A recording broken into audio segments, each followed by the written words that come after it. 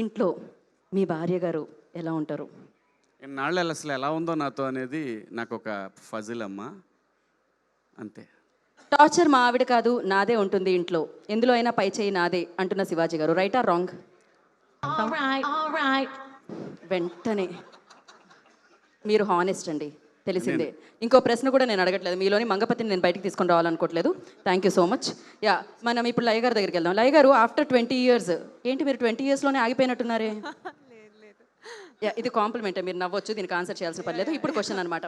ఆ ప్రశ్న ఏంటి అంటే, 20 years తర్వాత మళ్ళీ కంబ్యాక్ చేస్తూ ఉంటే మళ్ళీ శివాజీ గారేనా అనిపించింది అంటగా మీకు? లేదు. రైటా కాదా? లేదు, అలా అనిపించలేదు, చాలా ఆనందంగా అనిపించింది అని చెప్తున్న లయ గారు. వేయండి అయ్యా మ్యూజిక్, అరగంట తర్వాత వస్తుందా?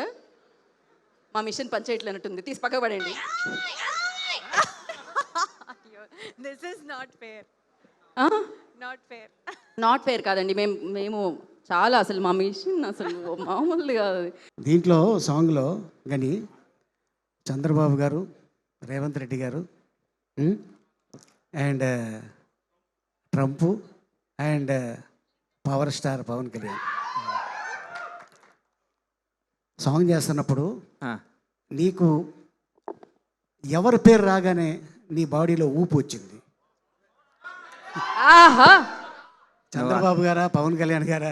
ఆ క్వశ్చన్ కాదన్నా, ఆ క్వశ్చన్ నువ్వు అడగకూడదు, నువ్వు అడగకూడదు. అది ఎవరి పేరు చెప్తే నాకు ఊపు వస్తుందన్న. నాకు ఈ పేరు ఎవరి వల్ల వచ్చిందన్న?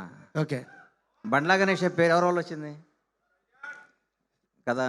చెప్పు చెప్పు చెప్పు, పేరు చెప్పు. ఇంకెవరన్నా? One and only boss power star. Okay, so అంత ఊపు వచ్చింది అనమాట. ఎందుకు రాదన్నా?